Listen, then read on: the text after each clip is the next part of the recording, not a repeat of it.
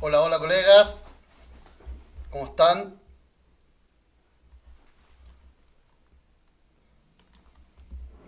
Colegas, ¿cómo están? Buenas tardes. Voy a revisar como siempre el audio.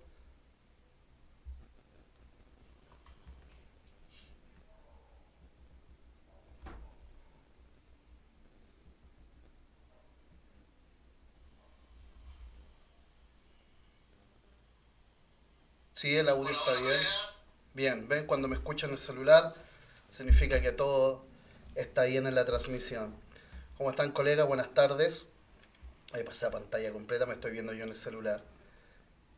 ¿Cómo están? Buenas tardes. Voy a ver si alguien me confirma, si me están escuchando, para poder comenzar con el video del día de hoy.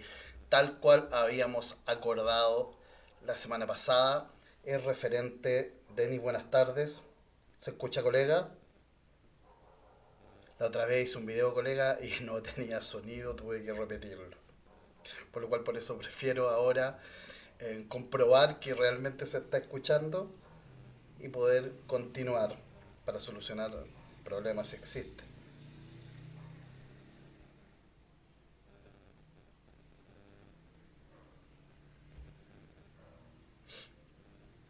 Perfecto, sí, todo genial.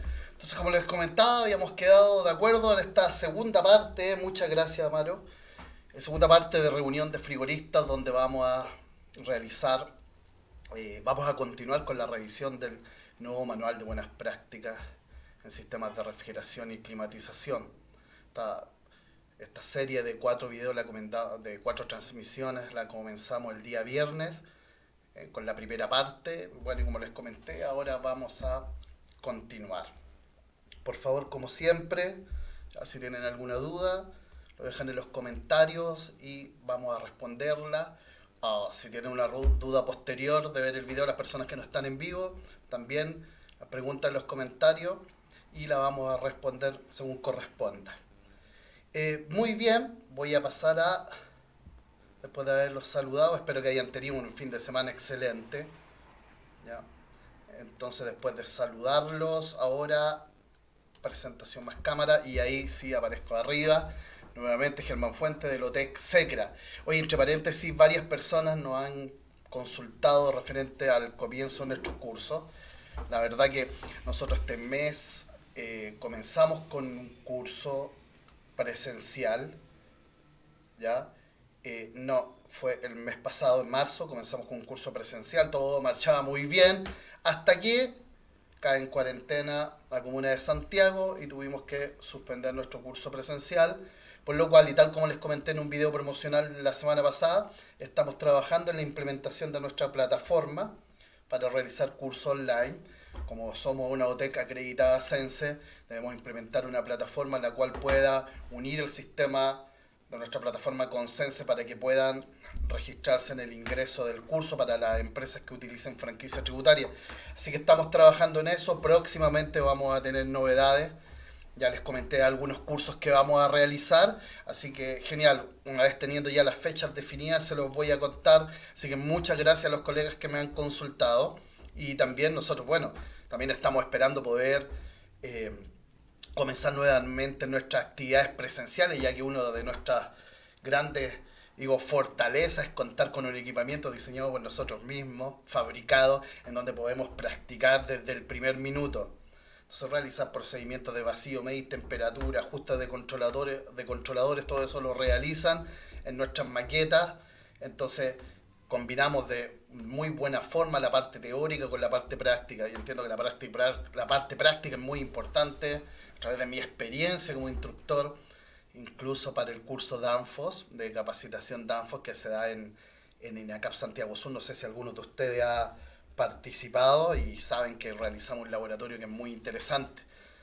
Otra cosa que también echo de menos es realizar el curso DANFOS. La verdad que hace más de un año que se suspendió y bueno, para mí era una instancia muy interesante de compartir con los colegas. Así que, eh, dicho esto, comencemos con nuestra revisión del manual. ¿Ya? Segunda parte. Voy acá. Y perfecto. Manual, buenas prácticas en sistema de refrigeración y climatización. enfatizo los créditos para la unidad ozono del Ministerio de Medio Ambiente, Fondo Multilateral, del Protocolo Montreal y la agencia implementadora ONUDI, Organización de las Naciones Unidas para el Desarrollo Industrial. Todos los créditos por el manual a ellos.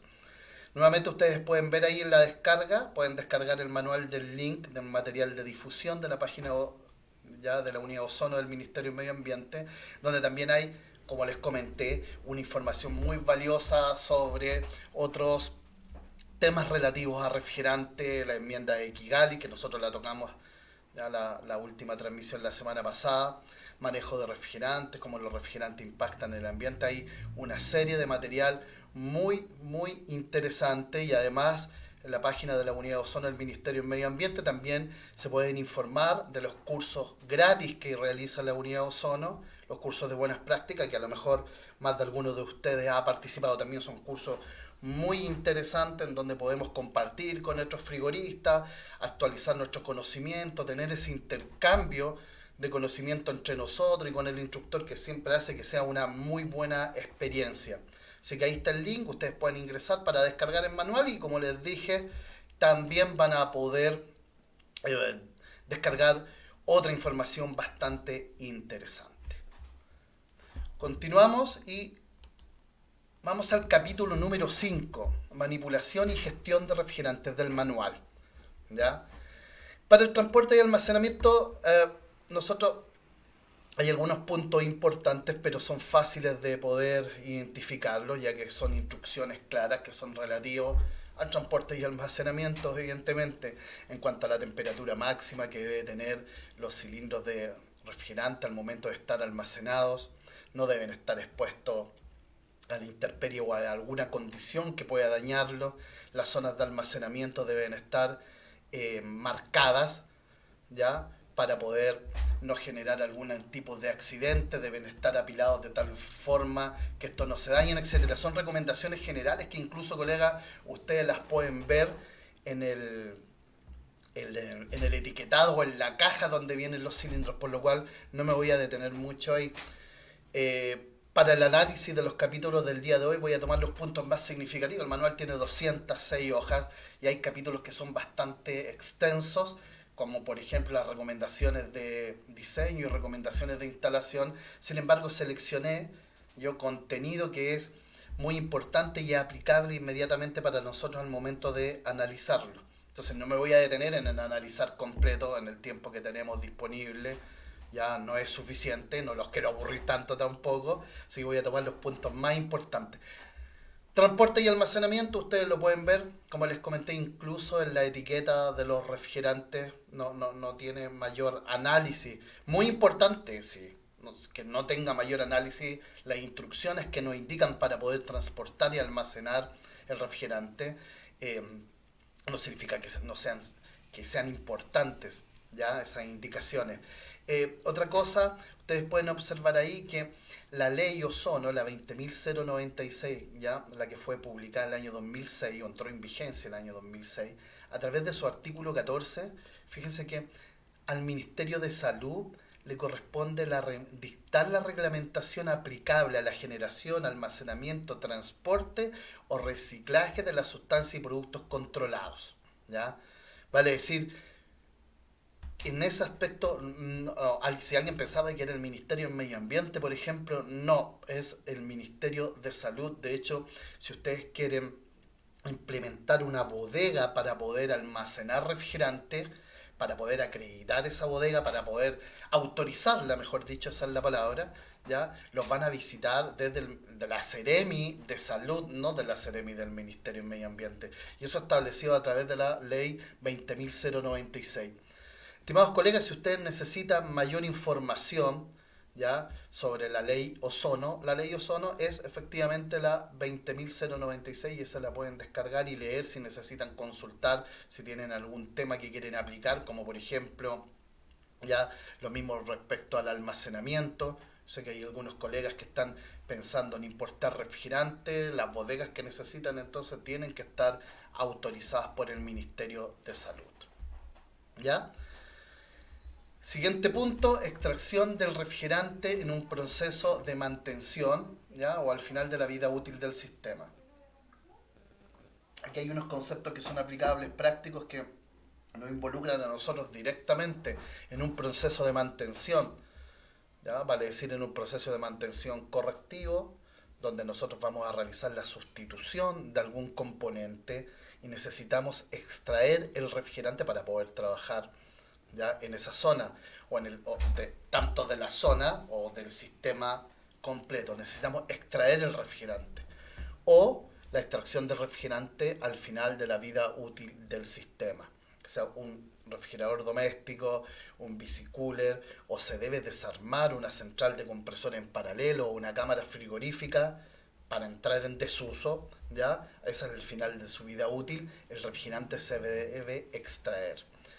Los métodos aprobados para extraer el refrigerante de un sistema corresponden a la recuperación y al reciclaje, ¿ya?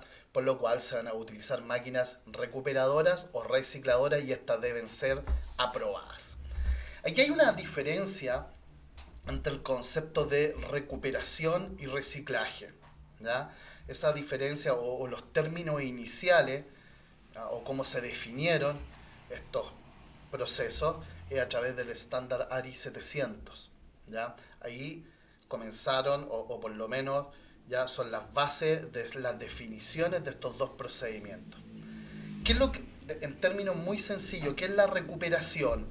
La recuperación es tomar el refrigerante en cualquier estado, ¿ya? En cualquier estado no me refiero al estado de agregación de la materia, si es líquido o gaseoso, sino en cualquier estado de su calidad, ¿ya? Puede estar contaminado, por ejemplo, o no contaminado. Lo tomamos con la máquina recuperadora desde el sistema y lo almacenamos en un cilindro reutilizable, o sea, en un cilindro de recuperación, ¿ya?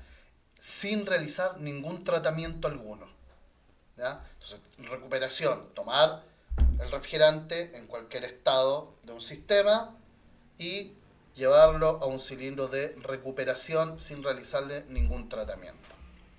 Por lo cual es una opción válida al momento de extraer el refrigerante de un sistema, ¿ya?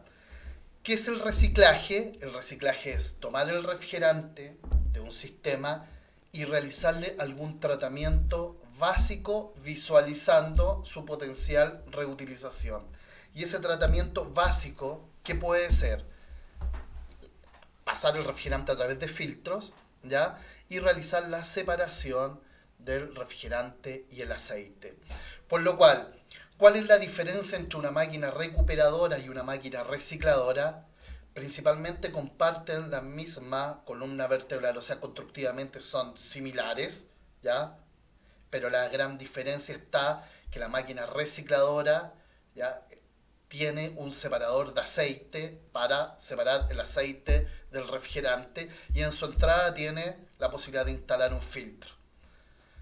La mayor diferencia va en el separador de aceite, porque en una máquina recuperadora yo igual puedo anteponer un filtro, si bien es cierto, a lo mejor la máquina no viene indicada de fábrica para poner un filtro, pero yo puedo poner un filtro en la entrada, ya al final de mi manguera o en intermedio, yo puedo instalar un filtro, así que la mayor diferencia radica, o sea, ese detalle para que marca la diferencia entre una máquina recuperadora y una máquina recicladora es principalmente la separación de aceite, ¿ya? Entonces, para extraer el refrigerante de un sistema yo puedo usar estas dos máquinas, ¿ya?, que generan los dos procedimientos o los dos métodos que al final son los dos métodos aprobados. El manual de buenas prácticas, ¿ya?, que ustedes están viendo acá, que descargaron y han leído, al igual que las normas chilenas de refrigeración, no recomiendan la utilización de máquinas recuperadoras o recicladoras que no estén aprobadas. Alguien me va a decir, Germán, los costos de esas máquinas son elevados. Sí, es verdad, son relativamente elevados. La verdad que los costos ya son siempre relativos, que va a depender. Para alguien puede ser muy caro, para alguien no muy caro, para alguien económico, por lo cual son relativos. Pero sí he escuchado ya muchas opiniones que los costos son elevados, ¿ya? Pero son máquinas aprobadas. La verdad que al utilizar máquinas, por ejemplo, de fabricación casera, algunos colegas ya han intentado fabricar máquinas recuperadoras o recicladoras mediante la utilización de compresores en desuso, ya, o que retiraron de alguna instalación. La verdad que esa máquina no cumple porque no tiene ningún tipo de aprobación. Muchas gracias, Octavio. Muchas gracias, colegas, a los que están conectados. Por favor, si tienen alguna duda, algún comentario, recuerden acá, lo dejan en los comentarios y podemos discutir al respecto temas de frigoristas, como digo yo. Entonces, ¿qué perdí? Me perdí a mí mismo. Un segundito, por favor. Ahí aparecí de nuevo. Ya, sí, aparte que puede ser peligroso y aparte si visualizan la reutilización del refrigerante, el refrigerante va a estar en contacto con el aceite del compresor que ustedes utilizaron para fabricar su máquina recuperadora o recicladora. Por lo cual no hay garantía de que ese aceite esté en una calidad adecuada que no pueda generar alguna contaminación a su refrigerante. Y la verdad que en estos procedimientos, como vamos a ver más adelante, la incertidumbre siempre está en saber la calidad del refrigerante. Yo por ahorrarme 5 kilos de refrigerante y utilizar una máquina recuperadora hecha de forma artesanal no aprobada con piezas en desuso y reutilizar ese refrigerante sin haber comprobado su calidad, puedo comprometer el funcionamiento de un sistema o puedo comprometer la eficiencia energética de ese sistema. Si comprometo el funcionamiento, puede dañarse el compresor. Entonces, por ahorrarme 5 kilos de refrigerante y utilizar mi máquina recuperadora que no está aprobada, puedo dañar un compresor. El riesgo no lo vale, ni tampoco vale el riesgo fabricar un equipo no aprobado que puede generar algún tipo de accidente. ¿Ya? Los prestadores técnicos de servicio, recuerdo los prestadores técnicos de servicio, empresa, técnico independiente, todos los que realizan procedimientos de mantención e instalación. Y también los titulares del sistema deben ser los encargados de tramitar, ¿ya? Y realizar, o sea, asegurar de que en su equipamiento, ¿ya? O los prestadores técnicos de servicio al realizar los procedimientos de mantención, realizar la recuperación o reciclaje del refrigerante según corresponda. Ya vamos a ver cuáles son algunas incertidumbres al momento de pensar en reutilizar el refrigerante, ¿ya? Y también en la regeneración de refrigerante según corresponda. La regeneración de refrigerante es un tratamiento del refrigerante que a un nivel diferente del que nosotros podemos realizar en terreno mediante una máquina recuperadora o recicladora. Y la verdad que a través del proceso de regeneración y posteriormente la comprobación de la calidad del refrigerante, podría utilizarse un refrigerante con plena seguridad. Colegas, déjenme en sus comentarios si ustedes han oído del centro de regeneración que hay en Chile.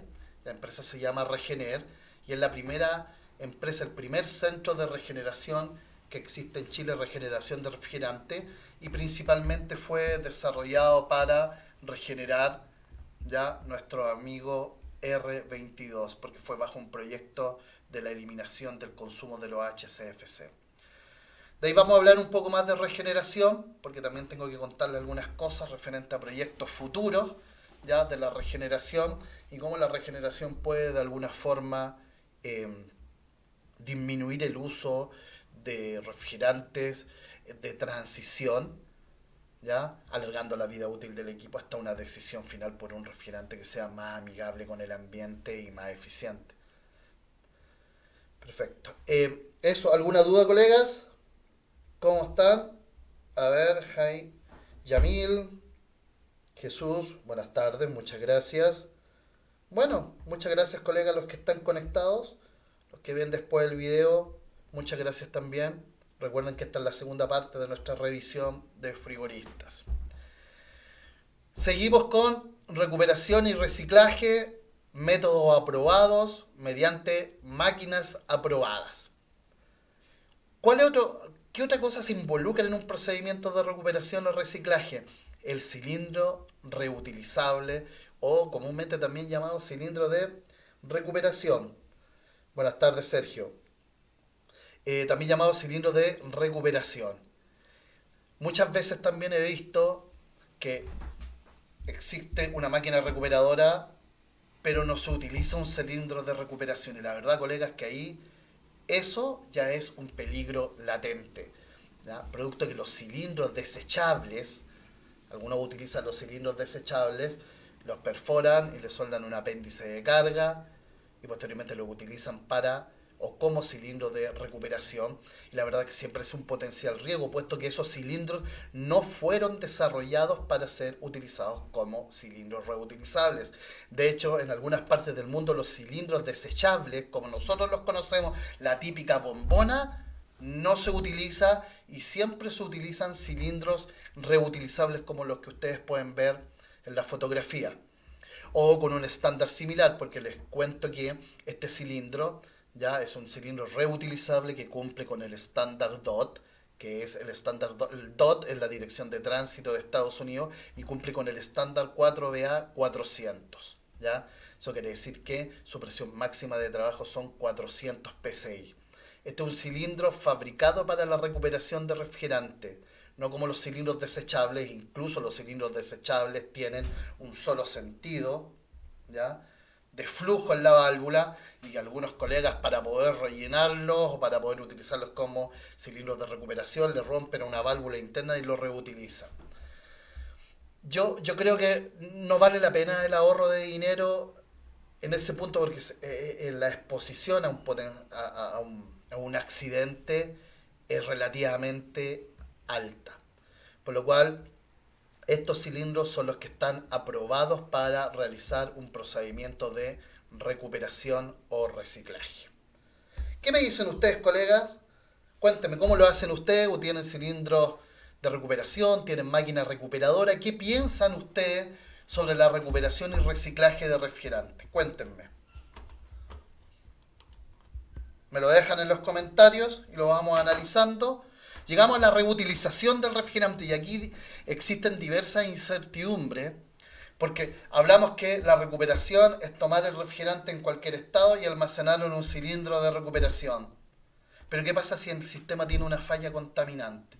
Ese refrigerante, al no realizarle ningún tratamiento, ¿ya?, voy a cargar el refrigerante contaminado en una magnitud que yo no puedo evaluarla. La voy a cargar al sistema y lo peor que puede pasar es que ya se dañe el compresor, por ejemplo, afecte la funcionalidad del sistema que yo estoy cargando ese refrigerante recuperado, que evidentemente puede ser el mismo de donde lo retiré. Por lo cual la recuperación estaría limitada desde el punto de vista reutilización del refrigerante casi únicamente a fallas que no sean contaminantes, como por ejemplo un sistema está funcionando sin ningún problema, o sea, hay registro que no existe ningún problema y se corta, no sé, el bulbo de la válvula de expansión termostática, ustedes necesitan recuperar una cantidad de refrigerante determinada, la falla no es contaminante, recuperan, siempre asegurándose que el cilindro de recuperación también esté limpio, ¿ya? Realizan la reparación y pueden volver a cargar su mismo refrigerante. El mismo refrigerante que recuperaron puesto, lo extrayeron de un sistema, ¿ya?, en donde el refrigerante no estaba contaminado. Pero en fallas contaminantes, como por ejemplo cuando se quema un compresor por humedad, cuando hay ingreso de gases no condensables, cuando hay contaminación en el sistema, incluso entra agua al sistema cuando se rompen intercambiadores de calor y la presión interna del intercambiador de calor es menor, ingresa agua. La verdad que la recuperación ofrece mucha incertidumbre a la calidad del refrigerante. Entonces yo hoy digo, me voy a ahorrar tanto refrigerante por recuperarlo, pero puedo afectar la funcionalidad del sistema y el costo de esa reparación puede ser muy superior al refrigerante, a lo que me ahorré con el refrigerante, ya, por haber sido recuperado. No vale la pena.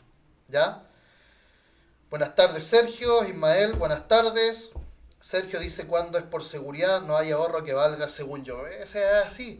O sea, nos vamos ahorrar un cilindro, pero si nos accidentamos podemos tener costos que son mucho mayores y podemos posteriormente quizás quedar limitados a desarrollar nuestro trabajo y eso podría ser ya totalmente evitable si fue por alguna de estas causas.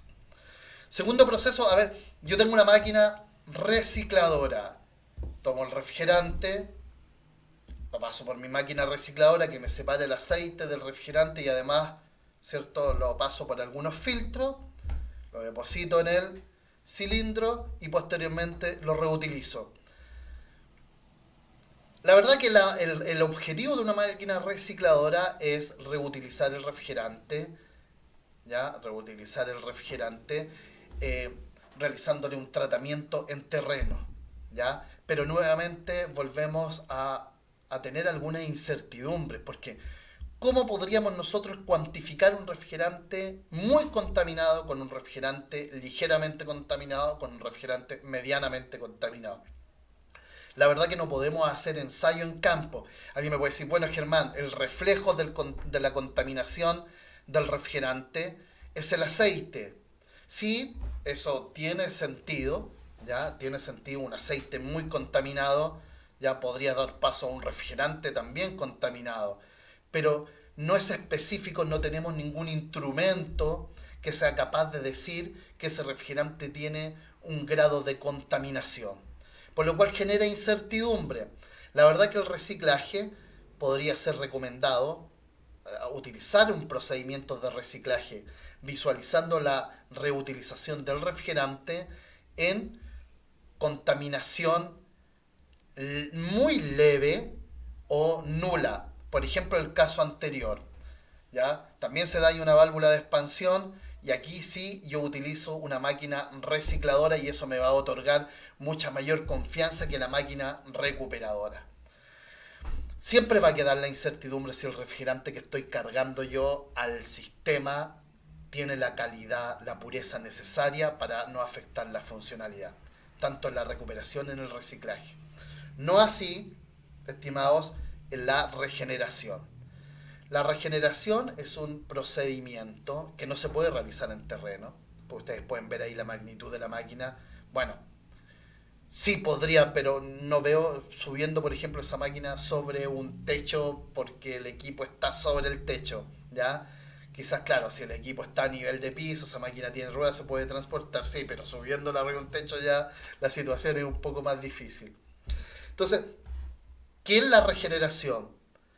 La regeneración es un proceso en donde incluye un tratamiento que es más específico al refrigerante, ¿ya? Podría ser un tratamiento químico, el filtrado del refrigerante por distintos filtros, antiácidos, humedad, y además incluye lo mínimo para separar el refrigerante de todos sus contaminantes, la destilación, ¿ya? Entonces, ¿qué es lo que hace? Por medio ya de la ebullición del refrigerante, separa el refrigerante de sus contaminantes y de esa forma puede ofrecer una calidad del refrigerante.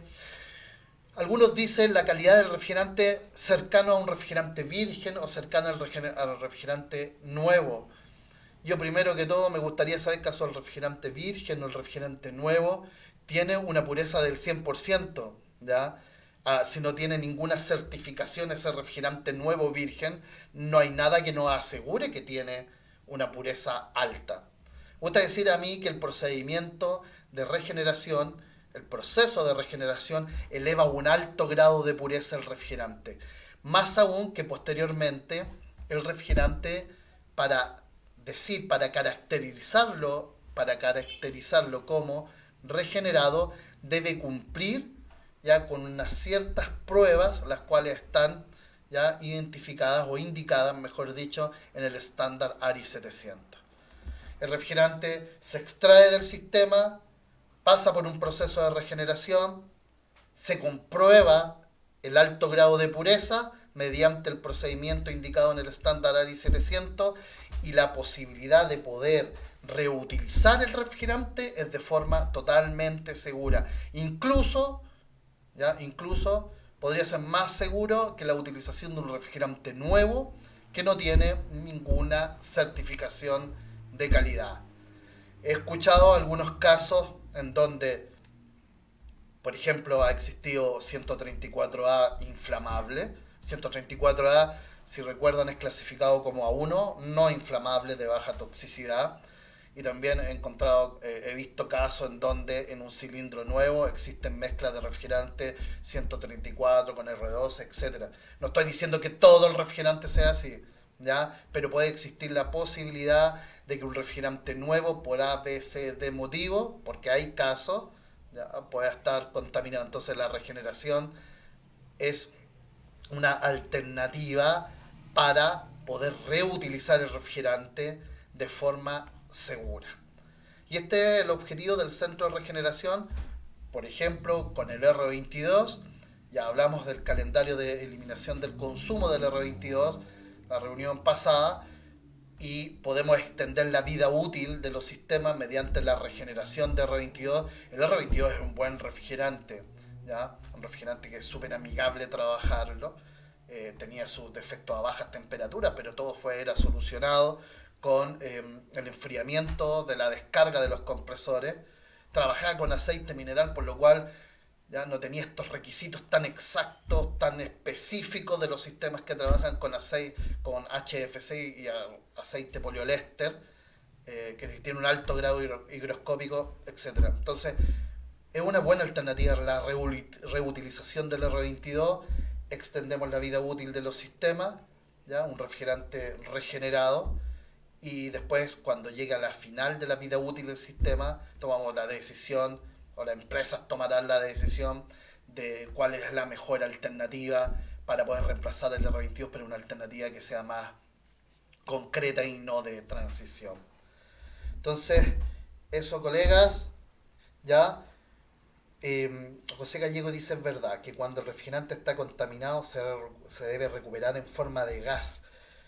Sí, mira, colega, la recuperación en forma de gas es mucho más lenta que la recuperación del refrigerante en estado líquido, pero la recuperación en gas, ¿ya?, genera que el refrigerante traiga una mínima cantidad de aceite en comparación con el aceite que puede traer el refrigerante si lo recuperas en estado líquido.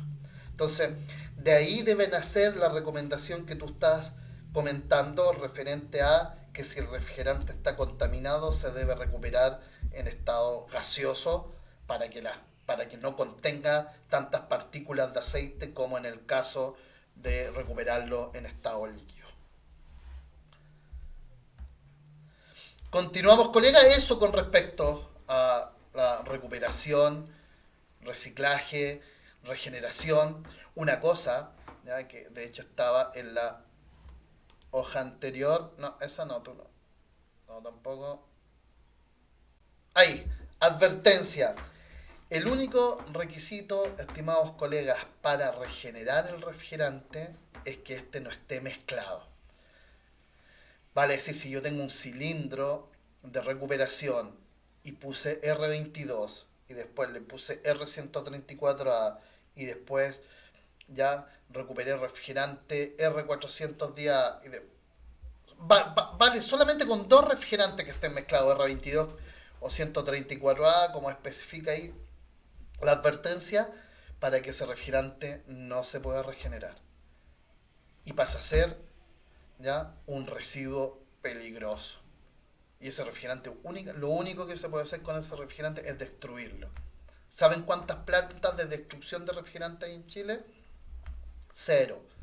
Por lo cual es un refrigerante que va a quedar o almacenado en un cilindro de recuperación que tiene un costo significativo, ¿ya? Que tiene un costo significativo, va a quedar almacenado ahí, voy a tener detenido un cilindro de recuperación pudiendo trabajar con él, ¿ya? O en una mala decisión va a ser liberado al medio ambiente, ¿ya?, considerando los altos valores de potenciales de calentamiento global o de ozono o de potencial de agotamiento de ozono, ya en el caso del R22, vamos a generar un impacto en el ambiente. Entonces yo los invito a ustedes a tomar las precauciones suficientes para no mezclar refrigerantes, ya, porque esos refrigerantes no son regenerables y únicamente deben ser destruidos, y no hay plantas de destrucción de refrigerantes en Chile, ¿ya? Así que eso, si tienen alguna duda, colegas, Vamos a avanzar. Vamos al capítulo número 6. Capítulo 6 solamente puse un ejemplo. Capítulo número 6 del manual es relativo a las herramientas. ¿Ya? Las herramientas que son los medios técnicos que deben tener las empresas. Que todo va a depender de la magnitud del trabajo que realicen. Si una empresa que realiza únicamente instalaciones, únicamente mantenciones, son mantenedoras e instaladoras en la cantidad o el tipo y cantidad de herramientas que deben tener, instrumentos, y eso también va a depender de la cantidad de personas que trabajen, etcétera. Pero sí, ya hay cosas que nosotros debemos seguir. No voy a presentar todo el listado de herramientas ya completamente, pero dice así que cada vez que realicemos un trabajo debemos utilizar la herramienta que corresponde. En ese caso, un caso típico, yo que me gusta dar ejemplos que son típicos, que todos los conocemos. ¿Quién no ha llegado, colegas, a instalar los manómetros en un compresor y resulta que algún colega anterior, por ABC de motivo, ya no utilizó una llave chicharra, una llave cricket, una llave vástago, como la conozcan ustedes, y utilizó un alicate, ¿ya? O un caimán?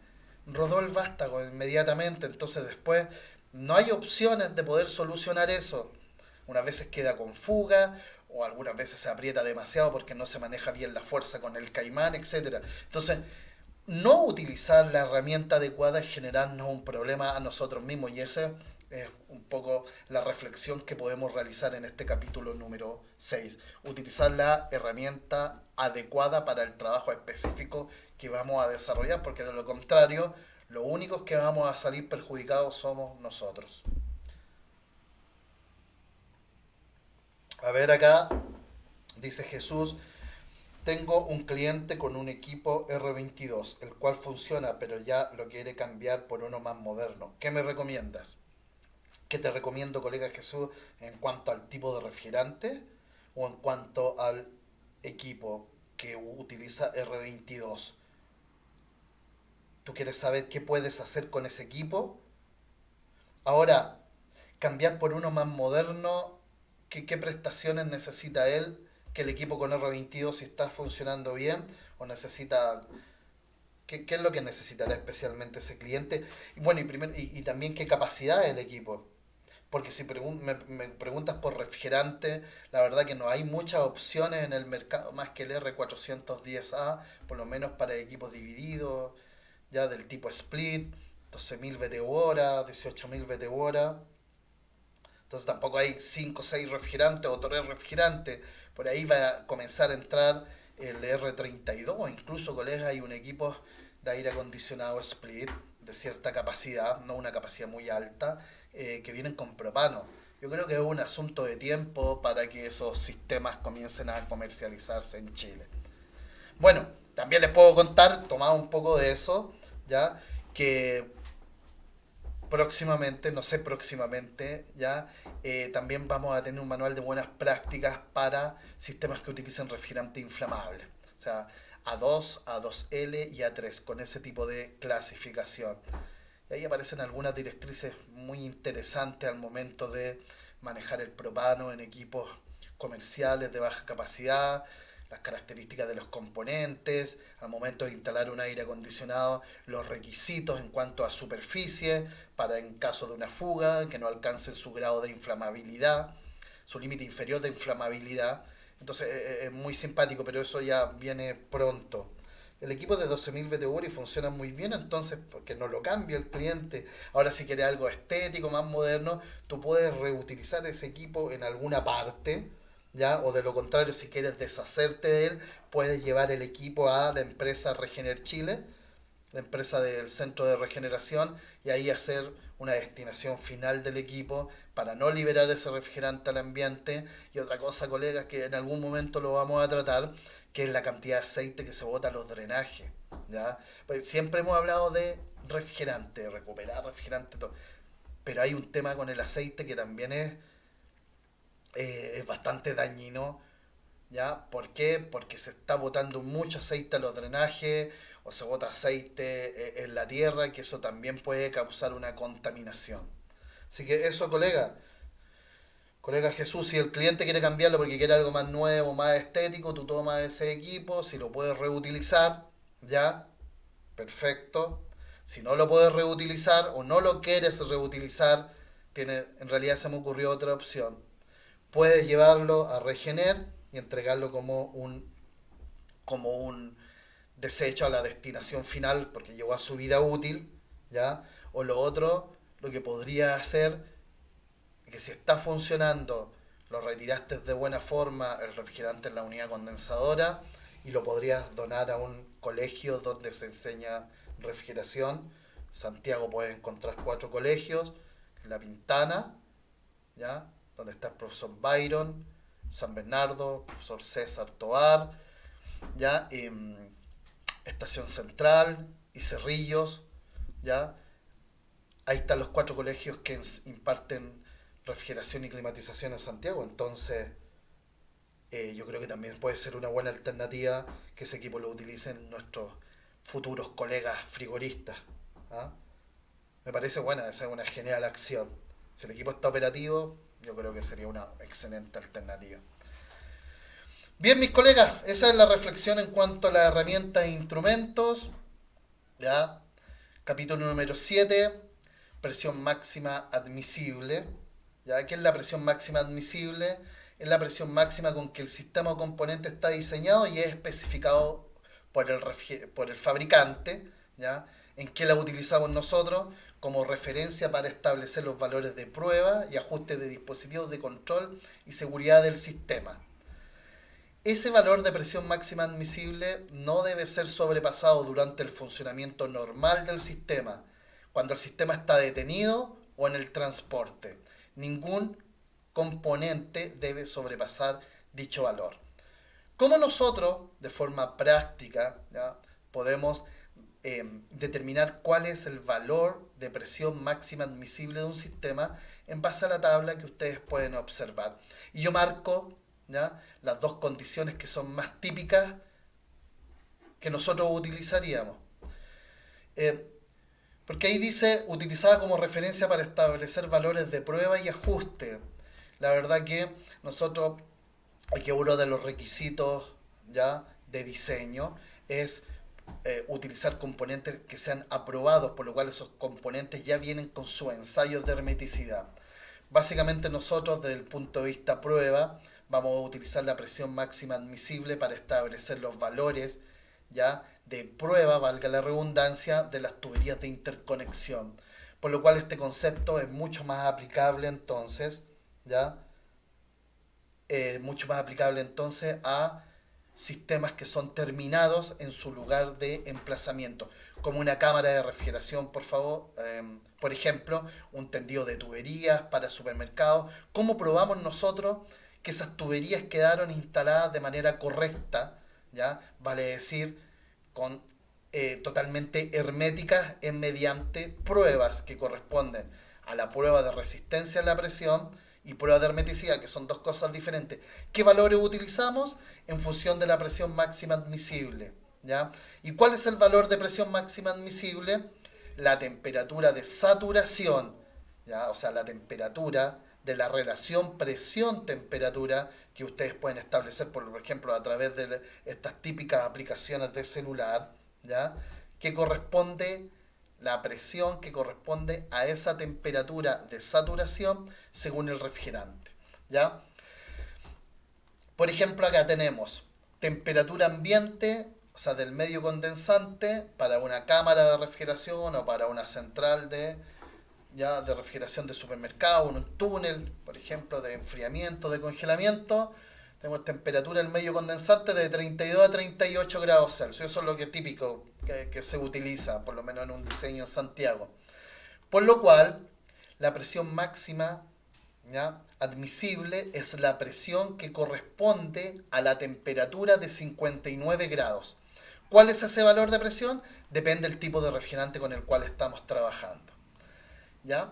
Y en el sector de baja presión en el evaporador, ¿cuál es la presión máxima admisible? La presión que corresponde a una temperatura de saturación de 33 grados según el refrigerante que estemos utilizando. Evidentemente que si estamos haciendo este ejercicio para un sistema, utilizan el mismo refrigerante.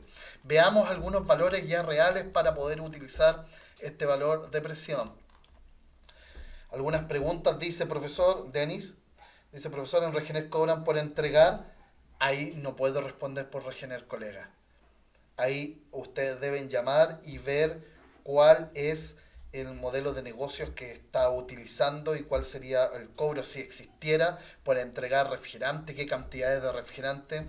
Ahí desconozco el modelo de negocios que puede tener, así que, Denis, lamentablemente no te puedo dar una respuesta, pero puedes llamar a Regener o enviar un correo y ahí te van a responder.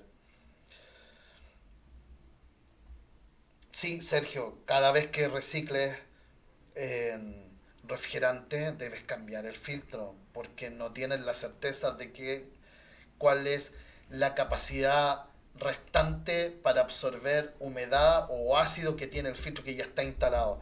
De hecho, podrías incluso ya eh, tomar el refrigerante, pasarlo por un filtro, dejar en un cilindro de recuperación y después si tú dices, no, debo sí o sí reutilizar ese refrigerante, pero no tienen la certeza, lo que hacen algunos colegas es de ese cilindro pasarlo a otro cilindro y lo vuelves a pasar a través de filtros. ¿Ya? Entonces, ¿por qué? Porque al no existir la posibilidad ya mediante instrumentos en campo de cuantificar el grado de pureza de un refrigerante, siempre está la incertidumbre de cuál es la calidad de ese refrigerante y que no vaya a afectar la funcionalidad del sistema en la cual va a ser cargada. Así que mientras más precauciones tome Sergio, mejor va a ser si quieres reutilizar ese refrigerante.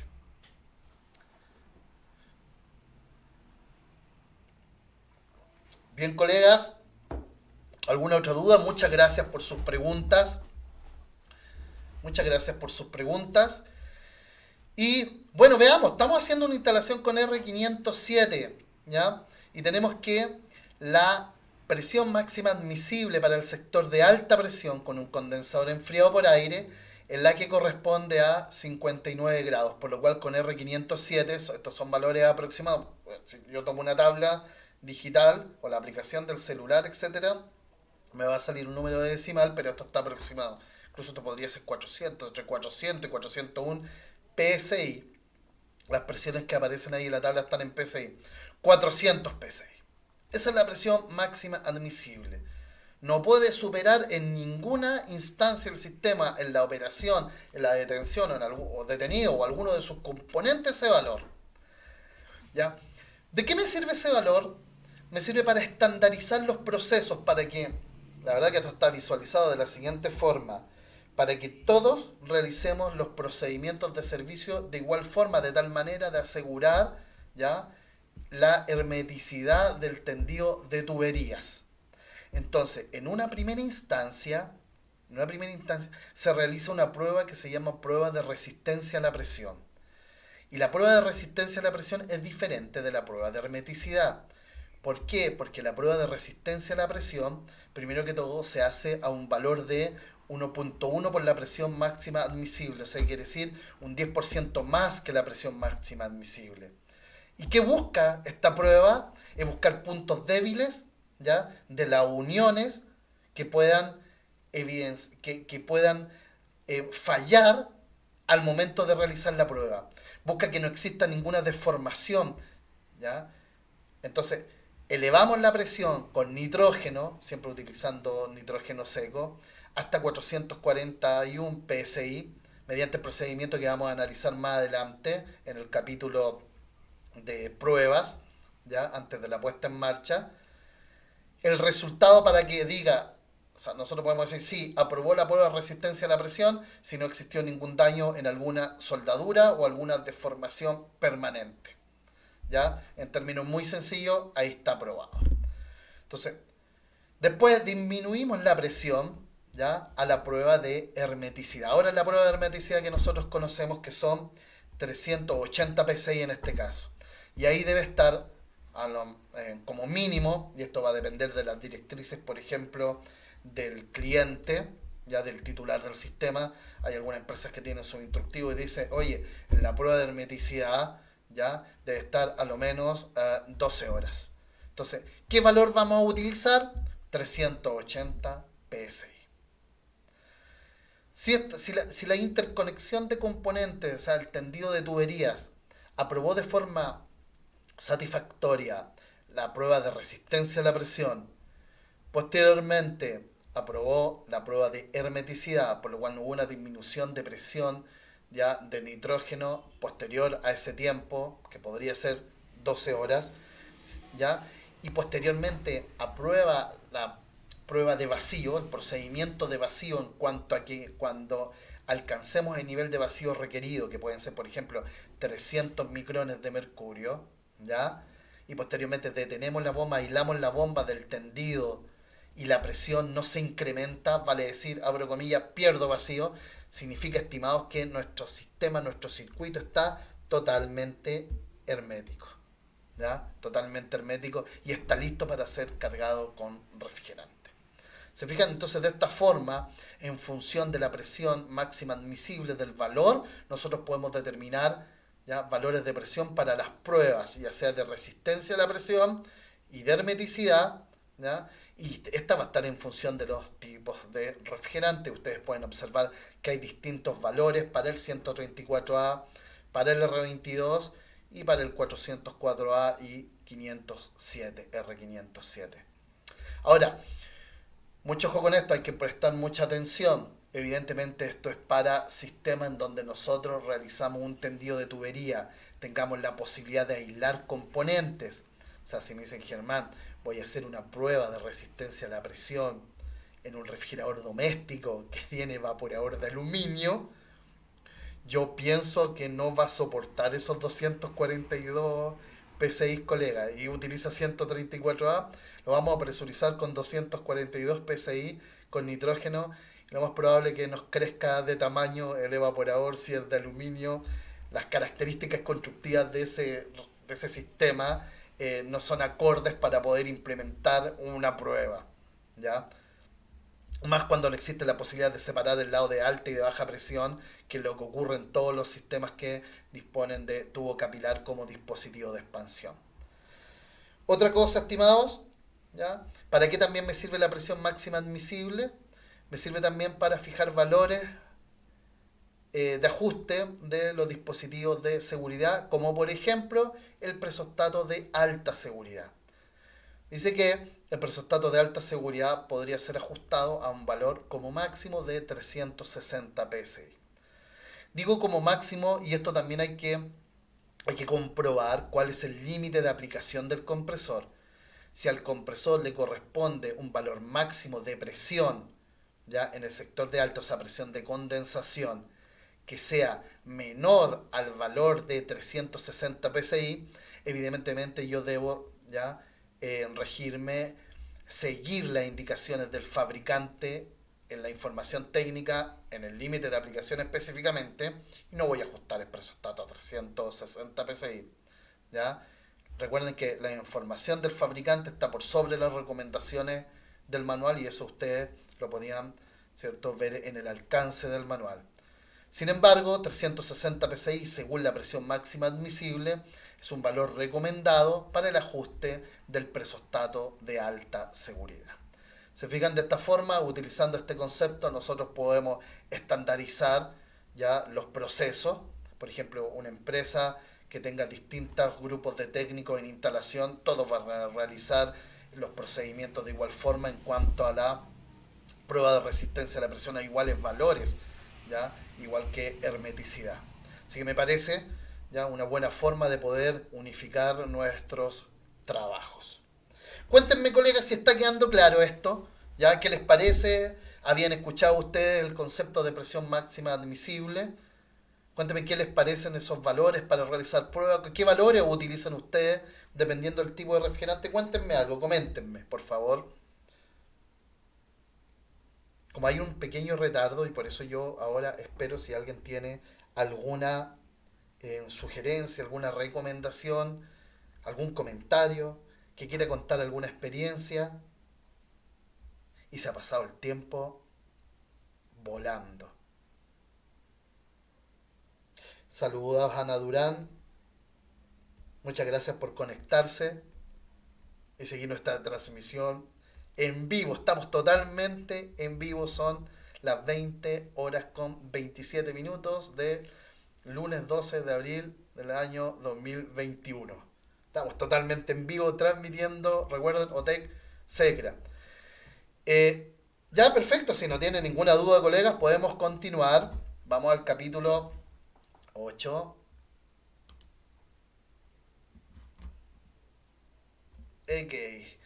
Ok, ok. Recomendaciones de diseño. Bueno, aquí también tengo los puntos más importantes de las recomendaciones de diseño. Saludos, Sergio, muchas gracias.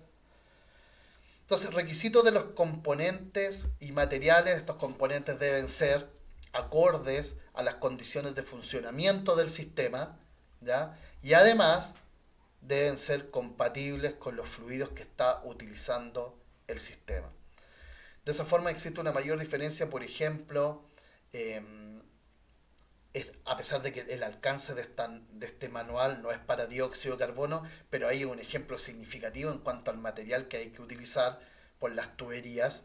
El dióxido de carbono, el R744, ¿ya? En el sector de alta presión, en una configuración booster, ya trabajando transcrítico sobre el punto crítico, tiene presiones que son mucho más elevadas de lo que nosotros estamos acostumbrados a trabajar.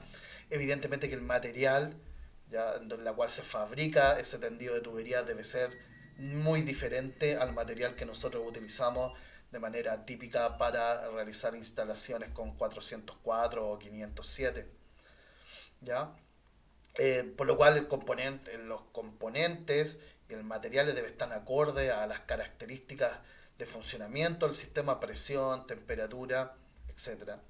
Lo otro debe ser compatible, ¿ya? Compatible con el tipo de fluido y tipo de aceite. Y eso tiene que ver también un poco más que las tuberías. ¿Sí? También en el caso de los refrigerantes A3, o sea, inflamables, muy inflamables, ya los componentes deben tener algún grado de certificación de no generar chispas para que en el caso de una fuga no se genere la propagación de llama. Resumen, los componentes y materiales acordes al sistema que se está implementando. ¿Ya? Con respecto a la carga térmica, bueno, la carga térmica debe estar bien ajustada, bien dimensionada.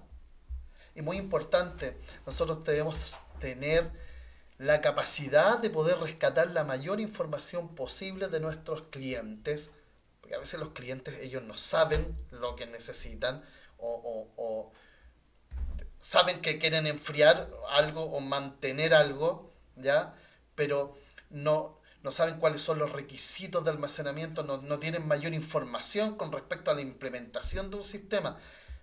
Y de hecho no tienen por qué saberlo, por lo cual es responsabilidad nuestra rescatar con la mayor, de la forma más específica posible, la información que nos ayuda a nosotros a desarrollar un buen proyecto, una buena implementación de un sistema de refrigeración.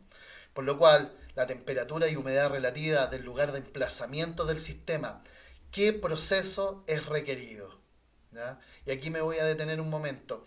Básicamente existen 4 procesos requeridos, ¿ya? Que nosotros podemos, ¿ya?, encontrarnos. Número 1 es la mantención de un producto fresco, o sea, sobre el punto de congelación, sobre 0 grados. Y ahí podemos tener lácteos, por ejemplo, verduras, eh, botellas, bebidas, eh, cecinas, etcétera, ¿ya? Carnes frescas también. Eso es mantención de producto fresco. Mantención de productos congelados en la industria de alimentos. Las temperaturas para mantener un producto congelado van del orden de los menos 18 a menos 21 grados. ¿Ya?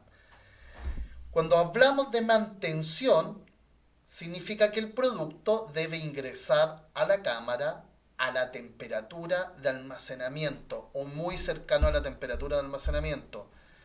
Algunos colegas toman como criterio una variación de 2 grados. Por ejemplo, si el producto debe ser almacenado a 1 grado, consideran que la temperatura de ingreso al producto es 3 grados. Pero debe ingresar a una temperatura cercana a la temperatura de almacenamiento o a la temperatura de almacenamiento de mantención. Por lo cual, esos sistemas, al momento de calcular la carga térmica, ¿ya? El componente del producto no es tan alto como los otros sistemas, un sistema de enfriamiento, de congelación. O sea, la carga térmica que aporta el producto no tiene tanto peso como los siguientes casos que vamos a analizar. Enfriamiento, o lo que nosotros conocemos como un túnel de enfriamiento, ¿ya? Corresponde a la disminución de temperatura de un producto, desde una temperatura inicial hasta una temperatura por sobre, ¿ya? El punto de congelación. Por ejemplo, ya una fruta que sale del campo y se lleva a este túnel de enfriamiento 25 grados y se debe disminuir la temperatura hasta 2 grados, 3 grados, que es la temperatura de almacenamiento. Vamos a hablar de enfriamiento cuando existe una variación de calor sensible. Ya vamos a extraer calor sensible, lo cual se va a manifestar en una disminución de temperatura, pero no en un cambio, ¿ya?, de estado del producto. Ese es el enfriamiento. Y la congelación involucra calor sensible y calor latente. Entonces existe variación de temperatura, pero también hay un cambio de estado del producto, ¿ya? Vale decir, se solidifica, se congela. En el mismo caso anterior, podemos tener, ¿ya?, un producto que ingresa a 15 grados, a 20 grados, a este sistema de congelación o túnel de congelamiento que existen diversos tipos dependiendo del proceso productivo. Primero va a disminuir la temperatura, calor sensible, hasta llegar a la temperatura de solidificación, ¿ya?, que es principalmente, o sea, que es 0 grados, porque principalmente los productos alimenticios están en función del porcentaje de agua que contienen, entonces está alrededor de 0 grados, un poquito más, un poquito menos, dependiendo del producto. Lo mismo pasa con los calores específicos, dependiendo del porcentaje de agua que tenga el producto, es que el valor de calor específico. Pero aquí vamos a tener una solidificación, una congelación del producto, y eso demanda mucha capacidad frigorífica. Mucha capacidad frigorífica comparado con el calor sensible que hay que extraer para realizar la variación de temperatura. Cuéntenme, colega, ¿se recuerdan ustedes cuál es el calor latente de solidificación del agua? ¿Alguien se recuerda? Calor latente de solidificación del agua. Calor latente de solidificación del agua. Calor específico del agua sobre el punto de solidificación. ¿Alguien se recuerda, colegas? Muy bien, colegas. 80 kilocalorías kilogramo para solidificación, y el calor específico, ¿ya?, del agua sobre el punto de congelación es 1 kilocaloría kilogramo grados Celsius. Entonces, la magnitud de eso es totalmente diferente. Y aquí hay que tener mucho ojo, porque una vez, yo les voy a contar una pequeñita historia, a un colega le dijeron que necesitaban una cámara a menos 18. Bueno, una cámara a menos 18, él construyó una cámara a menos 18. Resulta que después lo llama el cliente y le dice, oye, la cámara a menos 18 no me está congelando rápido los productos, se están demorando 12 horas. Yo necesito que se congelen en 6-7 horas. Entonces le dijo, pero tú no me dijiste que era una cámara para congelar. Me dijiste que quería una cámara a menos 18. Y el cliente dijo, sí, pero es que a menos 18 se congelan los productos. Y ahí hubo una diferencia en donde la aplicación del equipo al final estaba mal ejecutada.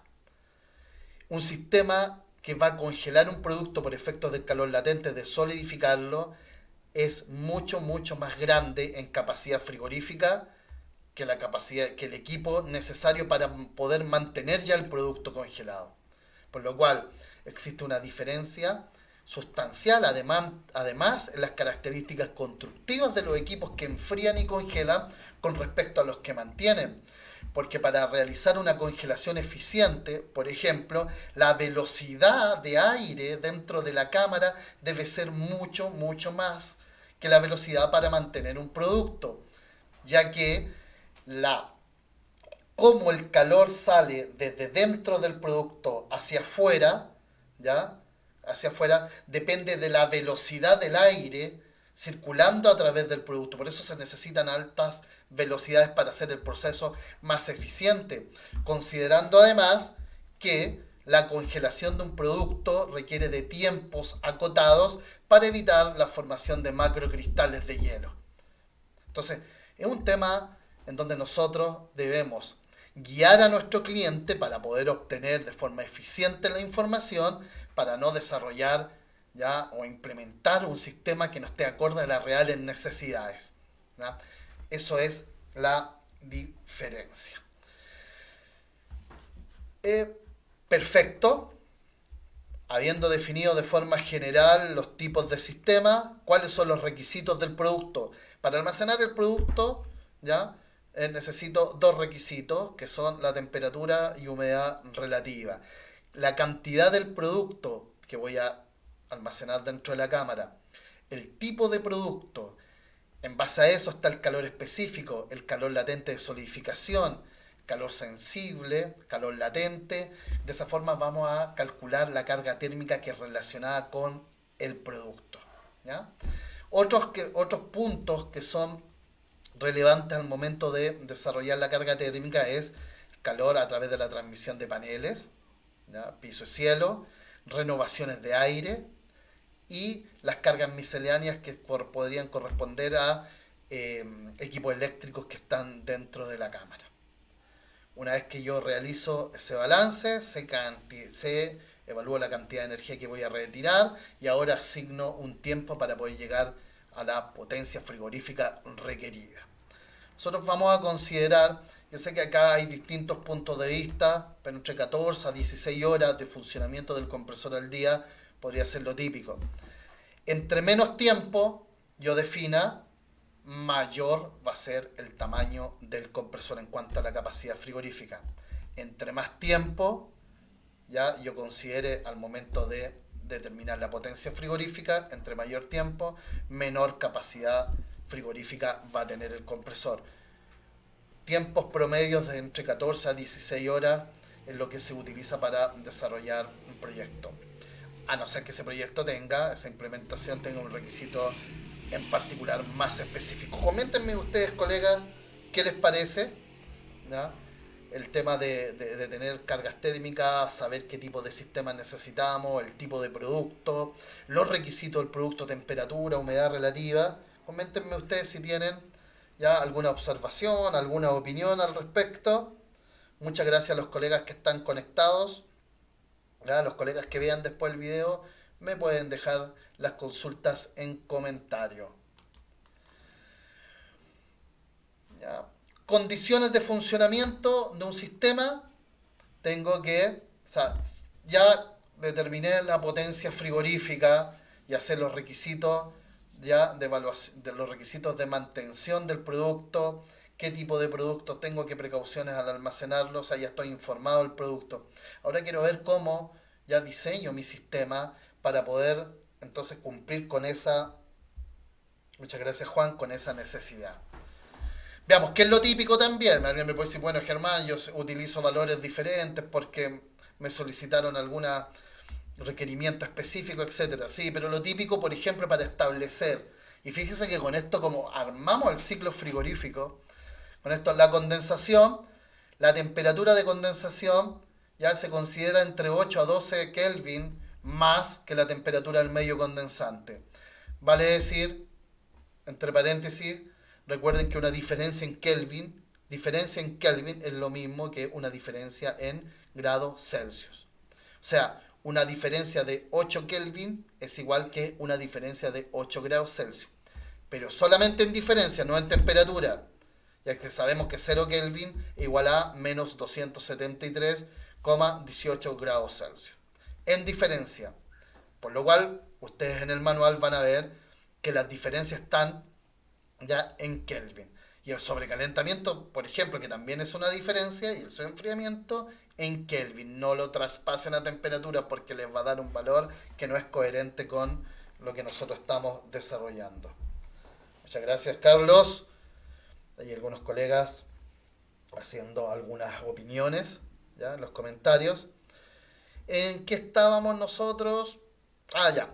Que la temperatura de condensación va a estar entre 8 a 12 Kelvin mayor a la del medio condensante.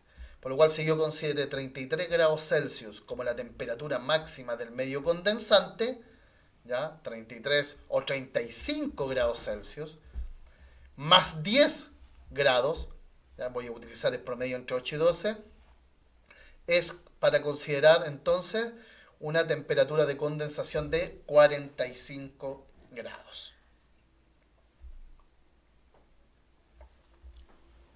Ya tengo la temperatura de condensación de mi sistema.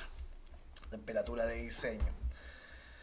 La temperatura de evaporación, de acuerdo a los requisitos del producto.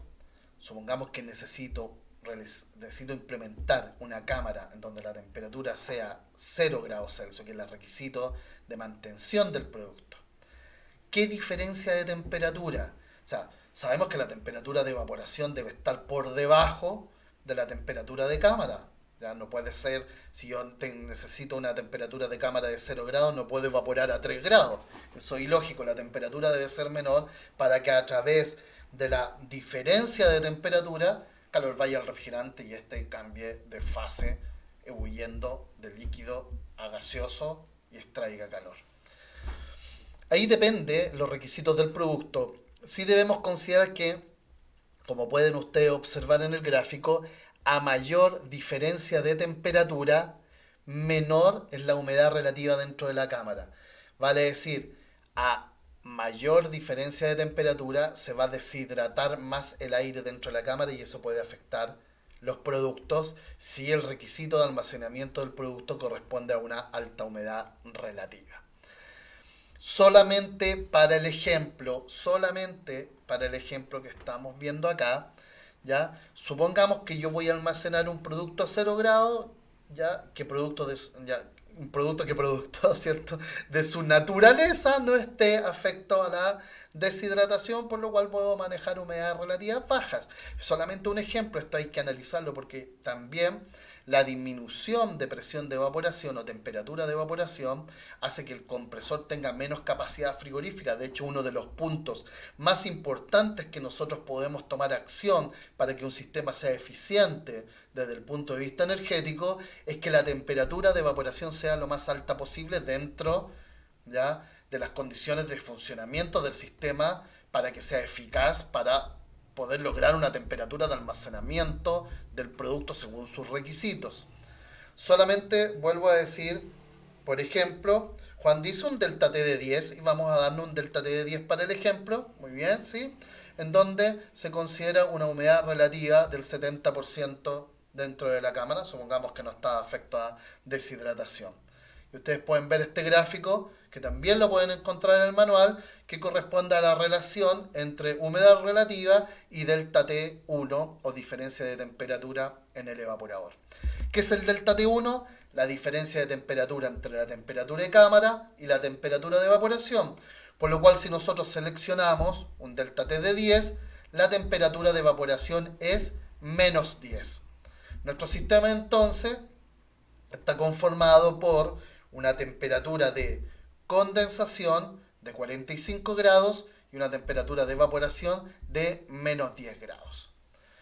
¿Qué otra consideración puedo tomar en el diseño? En realidad son datos que debo tener, debo estimar, ¿ya? Debo estimar porque son los datos necesarios para poder utilizar, por ejemplo, un programa de selección. El sobrecalentamiento. A ver, sobrecalentamiento es la diferencia de temperatura entre la temperatura real del refrigerante medida con un termómetro y la temperatura de saturación que corresponde a la presión.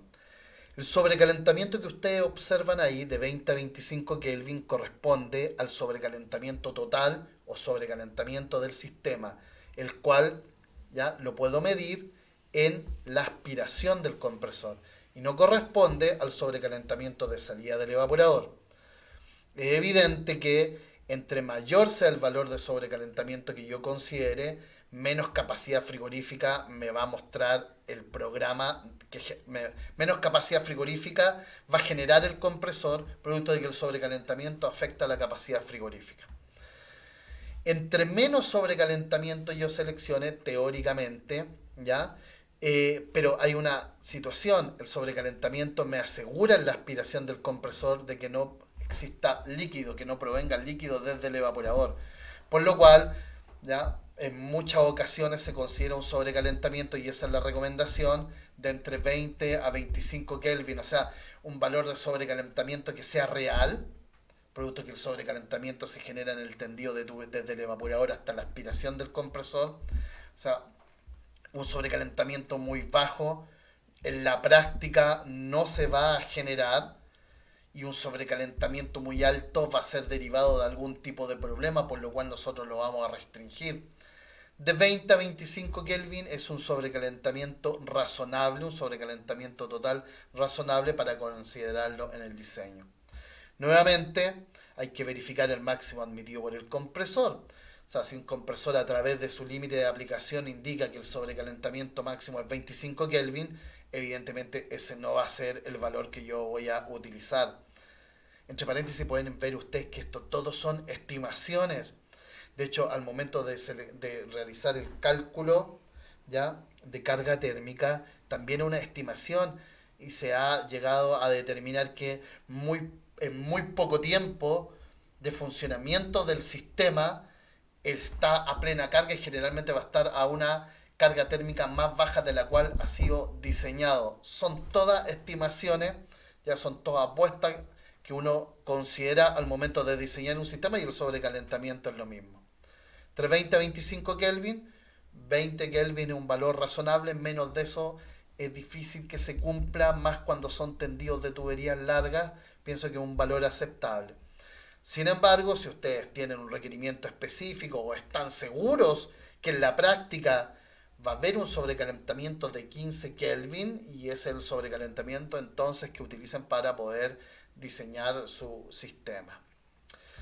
Relativo al subenfriamiento, ¿ya?, el subenfriamiento natural, vale decir el que se genera producto de la diferencia de temperatura entre la línea de líquido y el entorno, ¿ya?, no son subenfriamientos del orden de los 15, de los 20, de los 25 Kelvin. Son subenfriamientos que van del orden de los 2 a los 6 Kelvin, podría ser 7 Kelvin, 8 Kelvin en algunos, en alguna, en algunas condiciones específicas, pero el promedio también es una apuesta, una estimación, ya va del orden de los 2 a 6 Kelvin. Por lo cual utilizar 4 Kelvin es razonable, y 4 Kelvin es un factor neutro al momento de seleccionar el orificio de una válvula de expansión, por ejemplo, ya que no demanda la utilización de factores de corrección. Por lo cual, 4 Kelvin de su enfriamiento al momento de considerar el ciclo frigorífico en el diseño es razonable. A ver, tipo de refrigerante y tamaño y orificio de la válvula de expansión. Sobrecalentamiento útil es el sobrecalentamiento de salida del evaporador, y Alexis tengo acá algún ejemplo. Carlos Roa dice temperatura entrar el producto. ¿Cómo estás, colega Carlos? ¿Todo bien? Y Alexis Cordero dice, es controlar el nivel de líquido óptimo en el evaporador para evitar golpes de líquido en el compresor y dar un máximo de uso en el evaporador.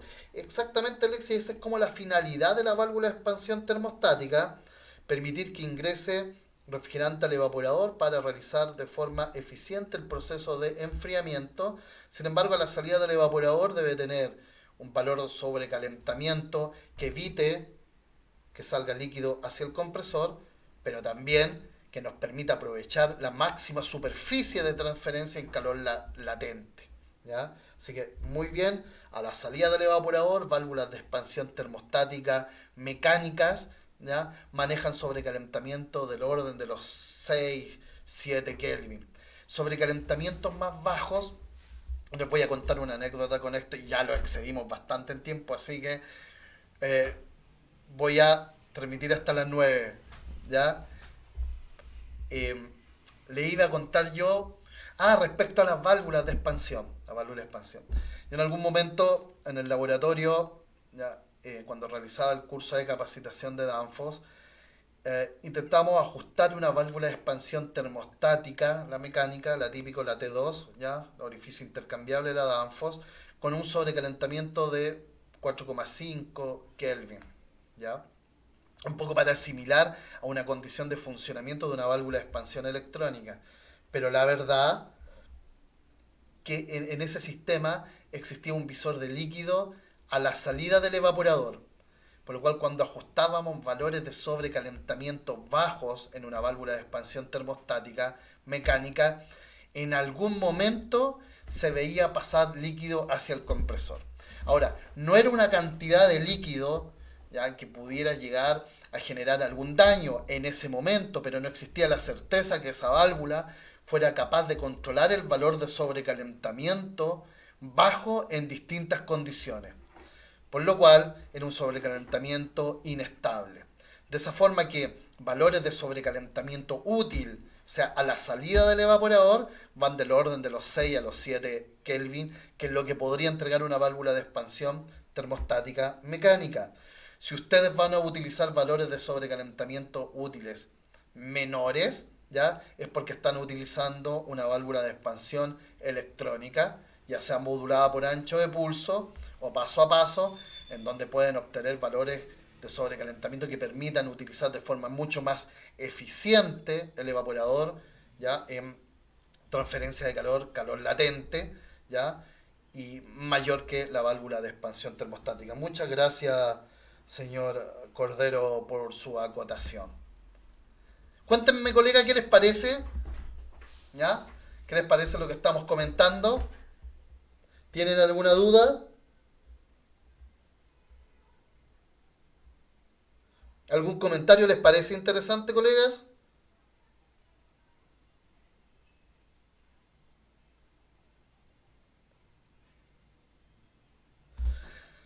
Ya, vamos a quedar acá porque, oye, ¿cómo se pasa? Las conversaciones entre frigoristas son eternas. Comenzamos a las 7:30 y van a ser las 9, 1 hora y media, pero me ha parecido que he estado 5 minutos aquí hablando. Y yo no soy tan bueno para hablar. Entonces, pero, o sea, ha pasado rápido el tiempo. Así que, bueno, muchas gracias, Denis. Dice Denis, dice, buena ayuda a memoria. Genial. Vamos aquí.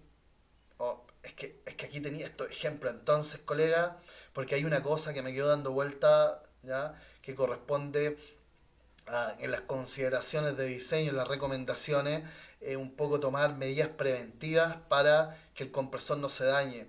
Y hay un problema que es silencioso, que nosotros prácticamente nos damos cuenta de que ocurrió cuando el compresor está dañado, que es la migración de refrigerante.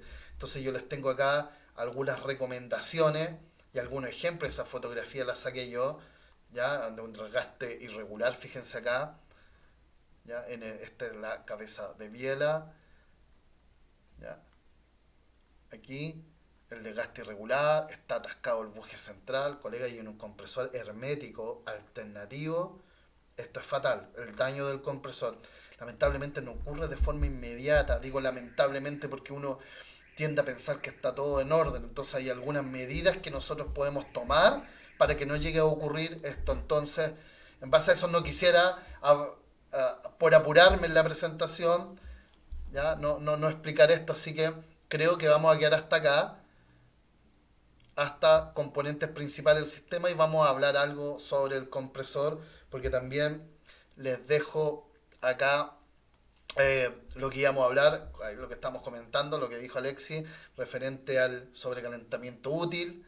Y aquí, ¿qué pasa si considero sus enfriamientos que no se van a lograr? Puedo cometer un gran error, y esto tiene que ver las recomendaciones de diseño. Y por último, las recomendaciones de instalación, y a tocar unos temas que son relevantes, ya en cuanto a la soldadura, ya, y un poco a la identificación de tuberías. Así que muchas gracias, colegas. Se pasó el tiempo volando. 5 minutos, podríamos, si tienen alguna duda. Juan, colega, ¿cómo estás? ¿Todo bien? Muchas gracias por todo. Sigo esperando su visita a Santa Cruz, pero colega, esperemos que termine este escenario sanitario y feliz, ¿cierto? Voy a Santa Cruz. Sergio, muchas gracias. Muchas gracias. Sí, siempre interesante refrescar la memoria, colega, sí. Sebastián, muchas gracias. Colega, todo bien. Hoy no pude entrar y ha sido una muy buena ayuda de memoria. Muchas gracias. Que es bueno saber que estos contenidos ya lo ayudan a ustedes, les refresca la memoria. A veces, en el rigor de la batalla diaria del trabajo, uno no tiene mucho tiempo de poder leer, etcétera. Y si puedo contribuir con esto, un tema para que podamos discutir, como le digo yo, reunión de frigoristas. Wilson, no, muchas gracias a ti también. Alexis, señor Alexis, muchas gracias también. Buenos recuerdos de INACAP. Sí, buenos recuerdos de INACAP.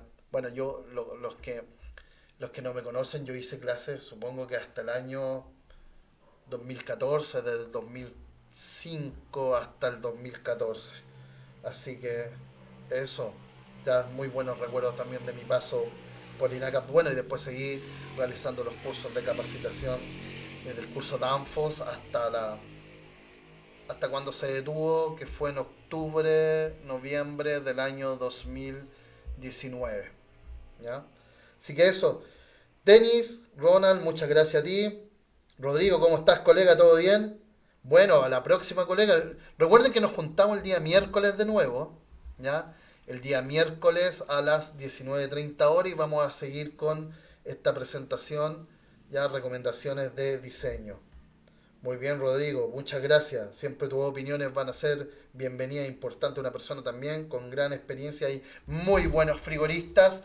Y bueno, si no hay ninguna pregunta más, estimado, sí, llamé en el 2014.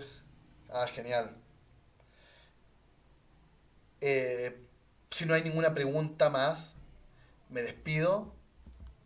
Muchas gracias y recuerden, Eh, no era necesario, Alexis, que pusiera eso.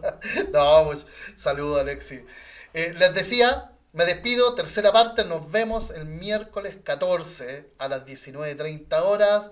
Revisión de la tercera parte del manual, una conversación, una reunión entre frigoristas. Muchas gracias nuevamente a las personas que asistieron a esta transmisión en vivo y los que ven el video posteriormente grabado. Muchas gracias también. Dejen sus opiniones, preguntas en los comentarios y nos vemos el día miércoles, colega. Muchas gracias, saludos.